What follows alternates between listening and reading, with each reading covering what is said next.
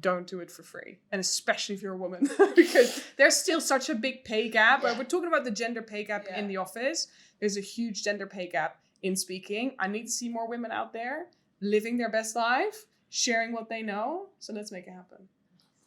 On that note, I just want to know numbers. What are we talking? You said content, whatever, but if you are an established speaker, you know, and with experience, what is the fee? I mean, you're like, you said 10 grand, but you know, I'm guessing people are working their way up to that. But what should we be expecting? What's normal? What's not insulting? There's honestly no normal in the speaking world. I would say charge higher than you think, because a lot of people say, oh, I only want to charge £1,000 because I don't want them to turn me down. I've actually had it happen where I charged £1,000 all the way in the beginning, and the organization said the CEO won't sign it off because they think that when you charge that little, you're not an expert. So start at $2,500 at least. And people go, oh my God. I'm like, what would you charge for your coaching services? $2,500 most likely for a month of coaching, right? 1-to-1. So do something like that.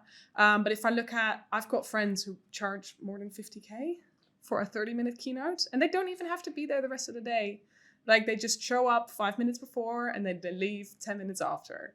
Some of my clients, they charge 20 grand for a keynote. So they're good numbers, right? You don't start there. These are people who've done this for time, who, you know, they're really big experts in their field, but you should easily be able to get to 5 grand easily within a year. And if people say, oh, that's quite expensive, and try to negotiate you down, how would you normally react to that? So I explain everything that goes into preparing a talk like this, and that I'm obviously going to be there the whole day. So whenever I'm booked, I count myself as being there the whole day.